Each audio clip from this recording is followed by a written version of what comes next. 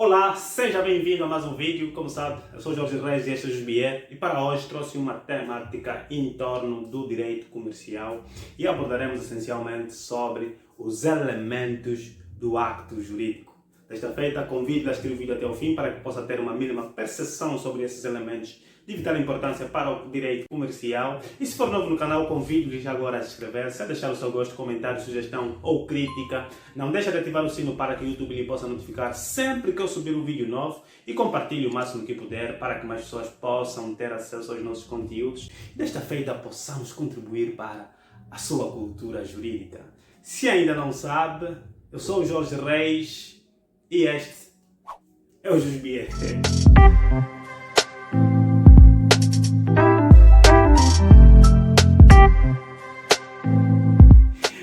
Bem, o tema central de hoje vai girar em torno daquilo que é o elemento do ato de comércio e como já estamos aqui a abordar ao longo das aulas anteriores, o direito comercial tem como objeto não só o ato de comércio, mas também a atividade comercial. E, portanto, para agora, nós vamos destrincar com maior pormenor a questão do próprio ato de comércio. E daí não podíamos abordar, em primeiro lugar, nada mais senão daquilo que são os elementos do ato de comércio. O que são elementos? Na verdade, elementos consistem naqueles atos sem os quais, efetivamente, não existiria um ato de comércio.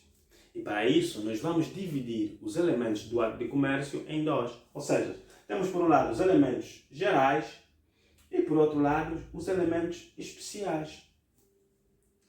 Os elementos gerais são aqueles que se vão aplicar basicamente em todos os atos de comércio, sem exceção.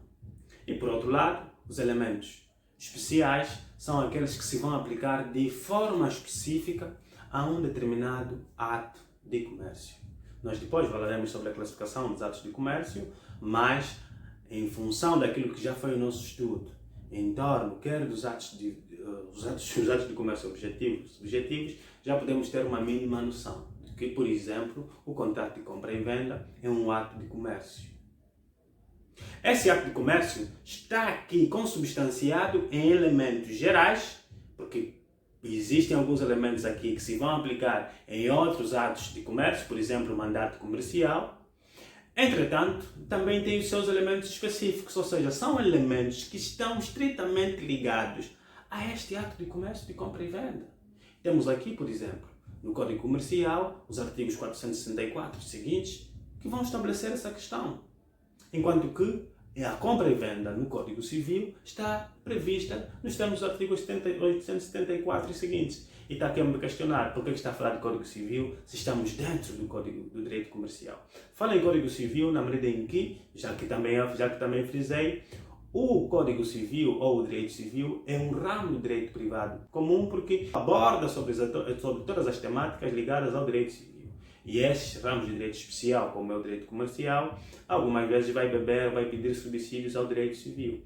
Daí é que o próprio contrato de compra e venda também tem previsão legal nos termos do Código Civil ou do direito privado comum. E em função daquilo que é o artigo 3º do Código Comercial, que estabelece sempre que o Código Comercial não prevê alguma determinada matéria concreta, deve pedir subsídios ao Código Civil, então eu chamo também do Código Civil por conta disso. Então, o ato de comércio, compra e venda como tal, tem aqui elementos gerais e tem elementos especiais. Portanto, vamos agora analisar os elementos gerais. Estão divididos, na verdade, em três categorias. Temos, em primeiro lugar, os pressupostos. Temos os elementos propriamente dito, elementos gerais propriamente dito. E temos alguns momentos subjetivos de vital importância para a concretização desses elementos gerais e do próprio ato de comércio. Bem, pressupostos. Pressupostos, olhamos aqui para a etimologia da palavra pré. Tem que ver com previsão. Situações que antecedem a prática de um ato de comércio. Logo, para que exista o ato de comércio, em primeira instância tem de existir necessariamente aqui as partes e um objeto. Se não existir partes, não existir objeto, automaticamente não há ato de comércio. Por isso é que é elemento geral. E em todos os atos de comércio vão sempre existir partes e objeto. Claro que vão. Compra e venda tem que ter partes e objeto. Mandato comercial tem que ter partes e objeto. Contrato de depósito, tem que existir partes e objeto. Contrato de abertura de conta, tem que existir partes e objeto. Logo, todos os atos de comércio devem efetivamente ter estes pressupostos. Bem, as partes são os sujeitos da relação jurídica comercial. São os sujeitos da relação jurídica civil como um todo, como a gente tem estado a abordar em Teoria Geral do Direito Civil. E estes sujeitos, nos termos do artigo 7º do Código Comercial, e atenção, já disse aqui várias vezes, nós temos o Código Comercial, temos aquela legislação comercial na verdade, e essa é a minha legislação comercial, sendo a terceira edição de 2015 a 2016, já tem dentro dela não só o Código Comercial, mas também outras legislações avulsas que servem-nos de base para o estudo do direito comercial. Se tiver também uma legislação dessa, tudo bem. Se tiver apenas o Código Comercial, também está tudo bem. Não tem problema nenhum. Logo, eu dizia que o artigo 7º do Código Comercial estabelece a questão da capacidade comercial. Isso mesmo. Todo indivíduo ou todo sujeito que intervém numa relação tem que ter essencialmente capacidade. Atenção, já não vou falar sobre a personalidade jurídica, porque é o primeiro elemento, que é a suscetibilidade de ser titular de direitos e obrigações. Aqui imaginemos que o indivíduo já é titular de direitos e obrigações e, portanto, tem de ter também capacidade comercial. E a capacidade comercial é definida aqui nos termos do artigo 7º, que estabelece o seguinte: capacidade para a prática de atos de comércio. Artigo 7º. Toda pessoa nacional ou estrangeira que for civilmente capaz de se obrigar pode praticar atos de comércio em qualquer parte do território angolano, nos termos e salvo as exceções da presente lei e de mais legislação complementar. Percebeu? Quem tem capacidade civil tem automaticamente capacidade comercial. Assim sendo, nós vamos ter que mais uma vez olhar para o nosso Código Civil, que nos termos dos seus artigos 66 e 67 determina quando é que se tem capacidade. E a capacidade pode ser de gozo e de exercício, mas aqui nos interessa também a capacidade de exercício. O indivíduo tem que ter capacidade de agir de per si, sem depender de ninguém. E para tal, em função daquilo que é o artigo 3º do Código Comercial, que fala aqui sobre critério de interpretação e integração no Código Comercial, nós vamos ter que nos ater, mais uma vez, ao nosso Código Civil, que nos termos do artigo 66, estabelece primeiramente a questão da personalidade jurídica, como eu já disse anteriormente, suscetibilidade de ser titular de obrigações, e adquire-se a personalidade jurídica nos termos do artigo 66 com nascimento completo e com vida, e por sua vez o artigo 67 fala sobre a capacidade jurídica, estabelecendo o seguinte: as pessoas podem ser sujeitas de quaisquer relações jurídicas, salvo disposição legal em contrário. Nisto consiste a sua... Exatamente. Quando falamos em disposição em contrário, estamos aqui a falar sobre a menoridade, sobre a interdição, sobre a inabilitação. Regra geral, todo indivíduo pode exercer os seus direitos e logo tem capacidade civil. Tendo capacidade civil, nos termos do artigo 7º do Código Comercial, tem capacidade comercial. Até aqui está tudo bem. Entretanto, existe ainda aqui a questão da representação, porque normalmente, não obstante eu ter capacidade civil e capacidade comercial automaticamente, eu também deverei ter legitimidade para praticar o ato de comércio. Falamos de menores há pouco.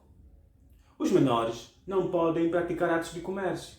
Entretanto, podem ser representados dentro de um ato de comércio, um contrato de sociedade, um contrato de compra e venda. O menor não pode fazer, mas pode estar representado pelo seu pai, ou por quem exerce o poder paternal ou a tutela. Por outro lado, nas sociedades comerciais também devem estar representadas pelos seus representantes, os sócios, se forem gerentes, os sócios e gerentes, ou até mesmo os próprios gerentes, ou quem tem uma procuração em nome da empresa, pode praticar atos de comércio em nome da empresa. Então, esta representação deve estar devidamente estabelecida, e mais uma vez, o nosso Código Comercial nada diz sobre a questão da representação, não obstante existir o contrato de mandato comercial. Mas, se quisermos falar de representação propriamente dita, temos de socorrer ao artigo 258 do Código Civil, que estabelece o seguinte: representação, efeitos de representação. O negócio jurídico realizado pelo representante em nome do representante, nos limites dos poderes que lhe forem competidos, produz os seus efeitos na esfera jurídica desse último, ou seja, do representante. No 259, falta o vício de vontade e estados subjetivos relevantes. A exceção dos elementos em que tenha sido decisiva a vontade do representado é na pessoa do representante que deve verificar-se para efeitos de nulidade ou anulidade da declaração e falta ou vício de vontade, bem como conhecimento ou ignorância dos factos que podem influir nos efeitos jurídicos do negócio. Meus senhores, nós estamos aqui já em torno daquilo que é o direito civil, a abordar sobre a questão da vontade, sobre a questão da declaração negocial e vamos depois olhar para os vícios de vontade. E aqui, em torno da representação, sobre quem vai incidir a manifestação, a falta ou vício de vontade. A regra geral tem de incidir ao representante. Se efetivamente me foi passado um mandato, uma representação, e eu estiver num estado de vício de vontade, estamos a falar, nomeadamente, de um erro sobre a coisa, estamos a falar aqui de um dolo, estamos aqui a falar da incapacidade acidental, estamos também a falar sobre a coação, quer física ou moral. Havendo essa situação concreta sobre o representante, automaticamente vamos arguir a nulidade ou a anulabilidade deste negócio nos termos que a lei assim confere. Não aqui em função do próprio indivíduo que passa a representação. É importante que tenha isso em atenção. Posto essa situação e falando das partes, podemos agora analisar o objeto. Meus caros, no direito civil nós vimos que o objeto tem que ser idôneo. Quando digo idôneo, tem que ter efetivamente existência presente, não tem que ser ilícito e não pode ir contra os bons costumes e a fé pública. Nesse contexto, o nosso artigo 280 do Código Civil, e é isso mesmo, direito privado comum, como já disse há pouco, ele nos vai guiar em torno dessas questões porque dentro do Código Comercial não existe nenhuma norma que fala sobre a questão do objeto. E logo o artigo 280 estabelece que sempre que um negócio jurídico incidir sobre um objeto, vamos lá ler. Artigo 280, requisitos do objeto negocial. Número 1. É nulo negócio jurídico cujo objeto seja física ou legalmente impossível, contrário à lei ou indeterminável. Número 2. É nulo o negócio contrário à ordem pública ou ofensivo dos bons costumes. Meus caros, está aqui a idoneidade do negócio jurídico. Se o negócio jurídico contrariar aquilo que está estabelecido aí no artigo 280, automaticamente não vamos celebrar o negócio. Por isso, é importante que quando vai celebrar um negócio jurídico, deve efetivamente olhar para o objeto em questão. Um objeto lícito, um objeto ilícito, por exemplo, a compra e venda de estupefacientes. O objeto é lícito? Não é lícito. Portanto, o negócio jurídico é nulo. Não pode comprar. Não pode comprar. O negócio é nulo. Mas muita gente, infelizmente, faz isso. Bem, para além destes pressupostos, que são pressupostos efetivamente, temos então os elementos essenciais, ou gerais. Dentro dos elementos gerais vamos enquadrar primeiramente o conteúdo e depois a forma. Bem, quando falamos de conteúdo, estamos a olhar para aquilo que são as balizas que norteiam o próprio ato de comércio. Ou seja, aquilo que as partes determinam, o conteúdo. O que vai efetivamente vincular as partes é um conteúdo. E esse conteúdo goza, na verdade, de um princípio básico do direito civil, que é o princípio da liberdade de forma, estabelecido não só no artigo 219 do Código Civil, mas também no seu artigo 405. Vamos lá já chegar. O artigo 405 estabelece que as partes são, na verdade, livres de determinar qual vai ser o conteúdo do respectivo contrato. Atenção, regra geral. Artigo 219, liberdade de forma. A validade da declaração negocial não depende da observância de forma especial, salvo quando a lei exigir. Ou seja, nós não somos obrigados aqui a celebrar o contrato por escrito, a celebrar o contrato por escritura pública, nem nada disso. Mas se a lei nos obrigar a celebrar o negócio jurídico por escritura pública, ali teremos de fazê-lo. Já falamos, mais uma vez, repito, que nos termos do artigo 875 do Código Civil, quando a compra e venda incidir sobre um bem imóvel, nós devemos aplicar a forma de escritura pública, senão o contrato será nulo. Então, aqui existe uma imposição legal, aí a liberdade de forma é afastada. Está aqui o artigo 220, vai dizer o seguinte: inobservância da forma legal. A regulação negocial que careça da forma legalmente prescrita é nula quando outra não seja a sanção especialmente prevista. É nula. Regra geral, é nula. Artigo 405. Vamos lá. 405. Liberdade contratual. Número 1. Dentro dos limites da lei, as partes têm a faculdade de fixar livremente o conteúdo dos contratos. Celebrar contratos diferentes dos previstos neste código ou incluir nestes as cláusulas que lhes aprouver. Meus caros, é basicamente isso. Quando queremos falar de conteúdo dos negócios jurídicos, ou seja, do ato de comércio, nós vamos efetivamente olhar para a liberdade de forma, para a liberdade contratual, e atenção que o ato de comércio é um negócio jurídico, nós já estávamos aqui a abordar sobre isso na aula anterior, e é tendencialmente um negócio jurídico plurilateral, porque vai sempre existir mais do que uma manifestação de vontade e a regra, não obstante existirem, como também vimos na aula anterior, algumas situações em que há um negócio jurídico unilateral, mas em regra são negócios plurilaterais. Bem, temos a questão da forma. A forma é basicamente aquilo que nós já vimos no artigo 219. Também sobre negócios ou sobre os atos de comércio incidem a liberdade de forma. Determinam a forma que eles pretenderem, a forma que quiserem e nada mais. E como eu ia dizendo, temos ainda alguns momentos subjetivos de vital importância para a determinação do ato de comércio, que é a motivação e o fim. Bem, motivação. O que é que nos leva a praticar o ato de comércio? Vontade de ação, motivação. O que é que me leva a celebrar o negócio? Eu queria efetivamente celebrar esse negócio? Eu não queria celebrar esse negócio? Então, dessa motivação surgem, na verdade, algumas circunstâncias que me podem levar a anular o negócio jurídico, ou a declarar nulidade ou nulo aquele negócio jurídico. Daí que, se nós temos o artigo 255, 252 e até o 257 do Código Civil, vamos encontrar ali a questão dos vícios de vontade. Se a minha motivação não coincide com a minha vontade real, ou seja, eu não queria vender, mas acabo celebrando o contrato de compra e venda, simplesmente porque fui coagido, porque estava sob erro, porque eu estava embriagado e a pessoa aproveitou-se da minha embriaguez para celebrar o contrato comigo. Os negócios efetivamente incidem sobre eles ali essas questões ligadas aos vícios de vontades. O artigo 251 e seguintes estabelece efetivamente isso. E pronto, só para confirmar e não cometer erro, porque alguma vez dessas eu cometi um grande erro. Falei aqui de artigo 39 da tutela jurisdicional efetiva, enquanto é o artigo 29. Mas está aqui. Falta e vício de vontade, então já que é falar 251, mas na verdade é o artigo 240 e seguintes.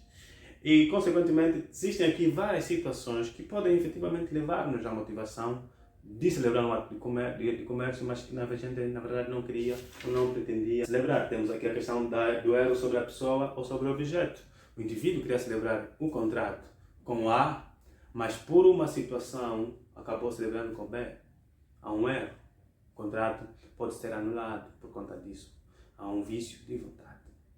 O indivíduo queria comprar a casa A, e já dei um exemplo aqui na aula de Teoria Geral do Direito Civil, quando falávamos sobre a própria questão da vontade negocial, onde nós olhávamos para o carro, que eu queria comprar um carro A e acabei comprando um carro B. Cá está. Erro. Havendo erro, esquece. 252, era sobre os motivos. O que é que me levou a comprar o negócio? 257, incapacidade acidental, embriaguez. Meus senhores, é basicamente isso que você tem que se ater em torno da questão da motivação. Pois é, para finalizar temos a questão do fim. Bem, o fim na verdade é aquilo que se pretende com a celebração do ato de comércio ou do negócio jurídico. E este fim, normalmente, tem de ser lícito, não ilícito. Porque situações há em que o indivíduo celebra um negócio jurídico para praticar um ato simulado, no artigo 240 do Código Civil. A simulação também consubstancia-se num vício de vontade e automaticamente é anulável. Eu só celebrei o negócio jurídico porque simulei a venda A para fugir de B. Vamos lá. Arrendamento. Quando o imóvel está arrendado, o inquilino goza de preferência legal. Ou seja, o senhorio, antes de vender o imóvel, tem de avisar ao inquilino que pretende vender. Se esse não tiver o dinheiro da venda, automaticamente ele vai ser obrigado a fazer com que o indivíduo venda, ou seja, que o senhorio venda. Há situações em que o indivíduo simula um preço alto para que o senhorio, o inquilino não pague e ele vende a um terceiro. Essa simulação acarreta aqui numa anulabilidade. Para além disso, também pode desencadear aqui situações de que o fim seja ilícito. Nós temos o artigo 281 do Código Civil. Nós não podemos, de maneira alguma, celebrar negócios jurídicos ou praticar atos de comércio e atribuir fins ilícitos ou fim contrário à lei ou à ordem pública. Estabelece o artigo 281 do Código Civil. Se apenas o fim do negócio jurídico for contrário à lei ou à ordem pública ou ofensivo dos bons costumes, o negócio só é nulo quando o fim for comum a ambas as partes. Já tem que ser ilícito às duas partes. E para finalizar, temos a questão dos negócios usuários, ou seja, da usura. Negócios usuários são proibidos. Mas o que é isso? O que é a usura? Artigo 282 estabelece: é anulável por usura o negócio jurídico quando alguém, aproveitando conscientemente a situação de necessidade, inexperiência, dependência ou deficiência psíquica de outrem, obteve deste para si ou para terceiro a promessa ou a concessão de benefícios manifestamente excessivos ou injustificados. Ou seja, a usura é aproveitar-se dos outros. Estando numa situação de necessidade, nós verificamos muito essa situação, principalmente nos táxis, quando a paragem está altamente cheia e eles querem fazer curtas paragens, eles querem aumentar os preços dos táxis, porque há efetivamente uma necessidade. Há aquilo que nós chamamos de usura. Quando, por exemplo, vemos vendedores ambulantes aproveitarem-se de um indivíduo por querer de tamanha urgência um determinado produto e vendem-no com um preço excessivo. Quando alguém se aproveita de outrem pelo facto de ter uma inexperiência, e nós vimos isso nas nossas empresas, quando vão contratar, tem tempo de trabalho, não tem tempo de trabalho, vai atribuir claramente um salário baixo, em detrimento a quem já tem experiência. Então, são questões que levam-nos à usura e a gente pode efetivamente solicitar a anulação desse negócio e logo o fim do negócio jurídico ou do ato de comércio nunca tem que ser efetivamente a usura, nem tampouco as situações que estabelecemos há pouco. Bem, para finalizar a nossa matéria, nós vamos então agora olhar para os elementos especiais e, como eu já disse inicialmente, são elementos especiais na medida em que integram de forma específica um determinado ato de comércio. E nós já aqui abordamos que o nosso Código Comercial está, na verdade, dividido em duas partes, a parte geral e a parte especial. Na parte geral encontramos aqueles aspectos genéricos e aplicáveis a todos os atos de comércio e, por sua vez, na parte especial encontramos os vários contratos comerciais, desde contratos de seguros, contém participação. Alguns contratos já foram revogados porque existem leis próprias, como o contrato de seguro, por exemplo, existe hoje a Lei 002/02, acredito, lei de 2002, e por sua vez os contratos bancários também já têm a sua legislação própria, mas compra e venda, contrato de depósito comercial, contrato de mandato comercial, contratos ligados à questão dos navios, tudo isso temos consagrado nos termos do nosso Código Comercial e logo cada tipo de ato de comércio concreto tem a sua especificidade e são os elementos específicos daqueles contratos. No entanto, situações há em que haverá lacunas.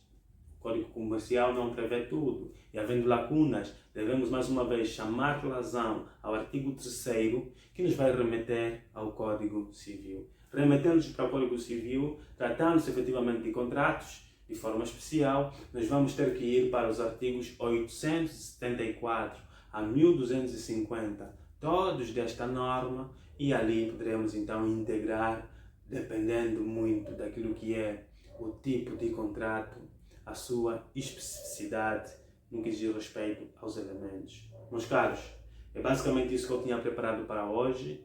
Eu espero ter sido claro e coerente na minha explicação. E se não o fui, já sabe, não hesite. Entre em contato através das nossas redes sociais, que tenho aqui na descrição.